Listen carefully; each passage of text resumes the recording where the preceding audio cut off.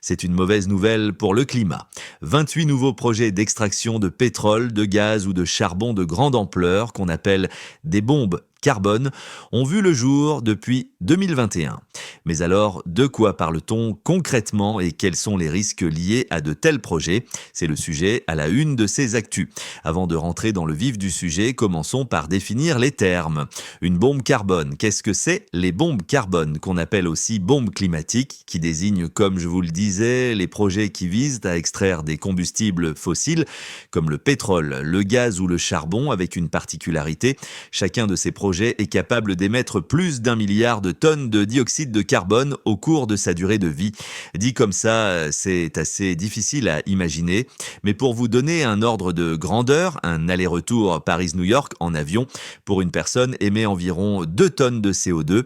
1 milliard de tonnes de CO2, ça correspond donc à environ 500 millions d'allers-retours Paris-New York en avion.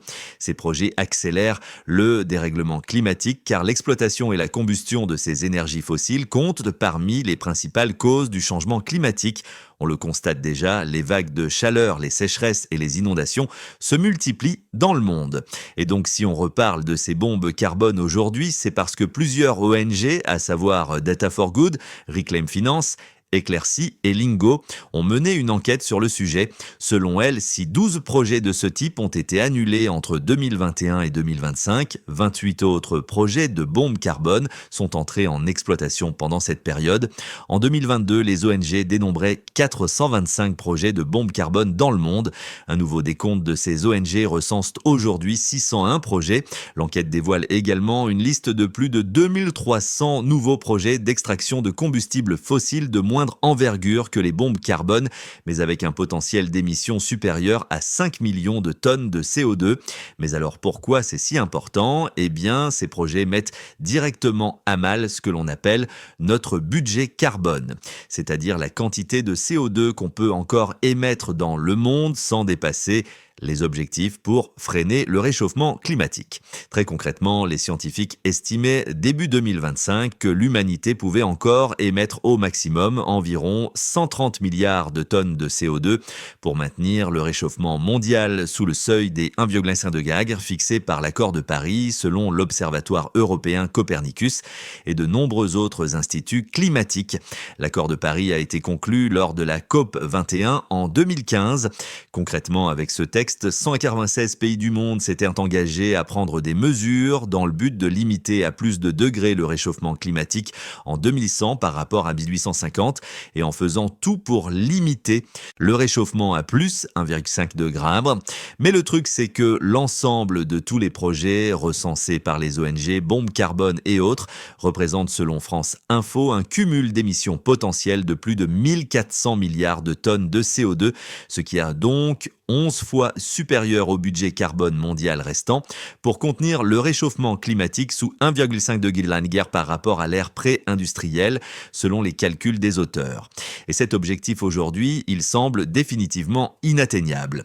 De nombreux scientifiques estiment par exemple que l'objectif des accords de Paris est en passe d'être dépassé cette décennie. Il est aujourd'hui estimé que depuis le 19e siècle, la température moyenne de la Terre s'est réchauffée de 1,1 degré. Alors maintenant qu'on sait tout ça, où se situent ces bombes carbone et quels pays sont responsables de ces projets. Selon l'enquête, 43% de ces bombes carbone se trouvent en Chine, 9% en Russie et 5% aux États-Unis. Pour ce qui est de la France, elle n'en héberge pas directement. Il faut également savoir qu'aujourd'hui, certains États financent directement des projets de bombes carbone, ce qui n'est pas le cas de la France, mais il y a aussi des entreprises derrière ces bombes carbone. Parmi les compagnies reliées au plus grand nombre de projets d'extraction, on retrouve en première position une entreprise chinoise, la China National Offshore Oil Corporation. Parmi les entreprises très présentes dans le secteur, on retrouve aussi l'entreprise française Total Energy.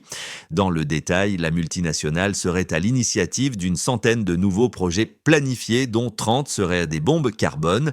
Les données des ONG mettent aussi en évidence l'ampleur du soutien des banques internationales à ces entreprises.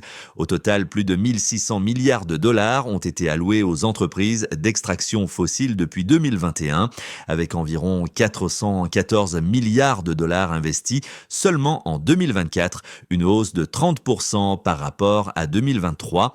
Niveau banque française, près de 88 milliards de dollars ont été investis par différentes banques, notamment le Crédit Agricole, la Société Générale, BNP Paribas ou encore le groupe BPCE. Malgré ces chiffres importants, ces différentes banques françaises affichent tout de même une baisse globale de leurs engagements dans les énergies fossiles, excepté la BPCE qui est la seule à avoir augmenté ses financements à l'expansion fossile au cours des dernières années. Merci pour votre attention et à bientôt.